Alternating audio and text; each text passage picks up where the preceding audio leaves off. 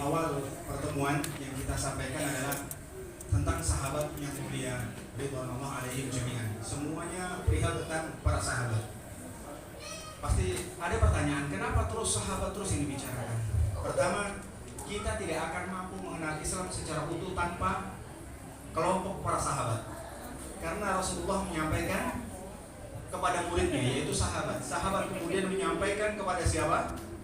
Kepada tabi'in. Tabi'in, tabi'ut tabi'in sampai kepada 4 imam. Di dalamnya ada 4 imam, yaitu Imam Abu Hanifah, Imam Malik, Imam Syafi'i, Muhammad bin Idris Syafi'i, Imam Ahmad bin Hanbal, dan yang lain-lain para imam. Masih banyak sekali.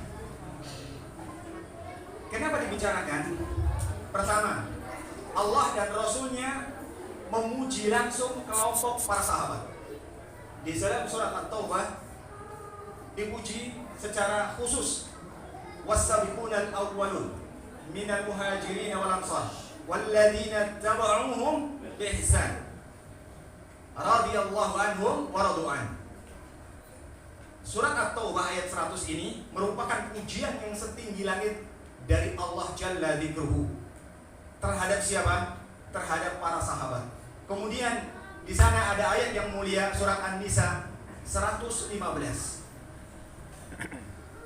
Wa may yushakkikir rasulah min ba'di ma tabayyana lahu al-huda wa yattabi' ghayra sabilil mu'minin nuwallihi ma tawalla wa nuslihi jahannam wa sa'at masira. Ini perkataan Rabbuna subhanahu wa ta'ala. Apa artinya? Wa may yushakkikir rasul, barang siapa yang menolak Rasul, ma tabayyana lahul huda, min ba'di ma tabayyana lahul huda, setelah datang penjelasan kepadanya, tapi tetap ditolak. Wa yattabi' ghayra sabilil mu'minin, dan mengikuti jalannya selain orang-orang mukmin. Kata Allah, selain jalannya orang-orang mukmin. Orang mukmin ketika ayat ini turun, siapakah mereka? Jelas, yaitu Rasulullah dan para sahabat ridwanullah alaihim jami'an, tidak ada lain.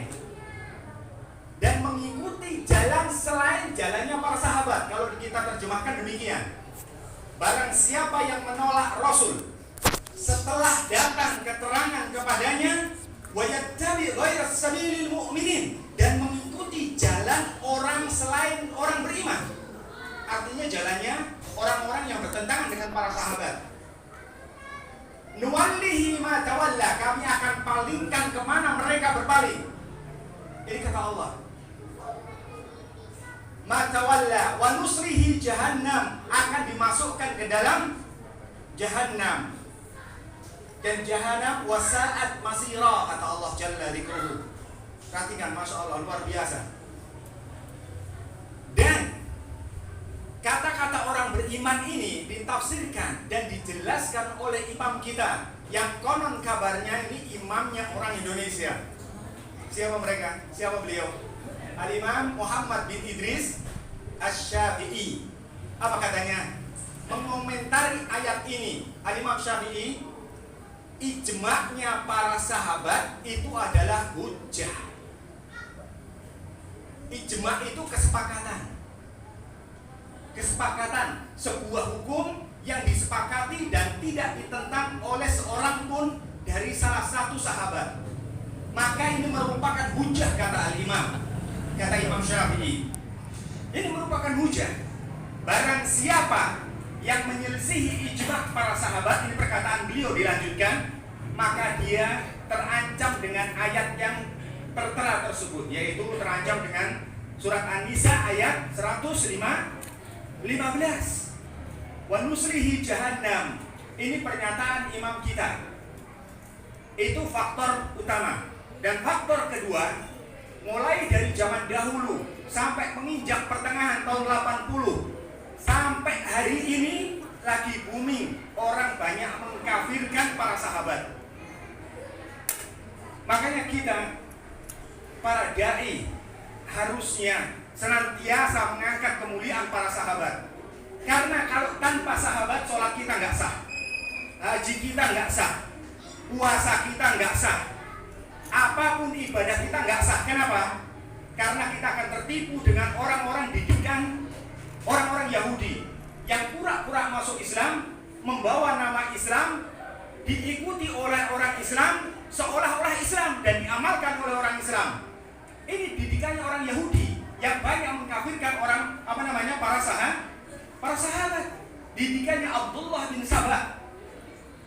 Mereka semua mengkafirkan para sahabat, kecuali sedikit saja dari mereka yang tidak dikafirkan.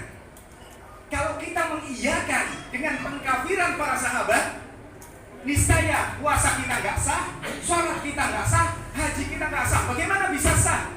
Orang sahabat itu yang menyampaikan, sedangkan yang menyampaikan adalah orang-orang kafir, dan kita menyetujui atas kekafiran tersebut. Maka dari itu, hal seperti ini terus dijelaskan. Dan ini sangat booming hari ini. Wah Ustaz, kita nggak akan tertipu Ustaz. Allah ya ikhwah, yang tertipu itu bukan orang-orang bodoh. Di antara mereka ada rektor, di antara mereka ada dosen, para akademis yang notabene-nya mereka tiap hari pegang buku. Mereka banyak tertipu. Bukan tukang berangan-angan, mereka tukang belajar. Terus kita mau meyakinkan diri sendiri, wallahi ya Ustaz, Anda tidak akan tertipu ya. Maka kita perlu ilmu ikhwah, perlu ilmu, ngaji, duduk di majelis ilmu, itu manfaatnya.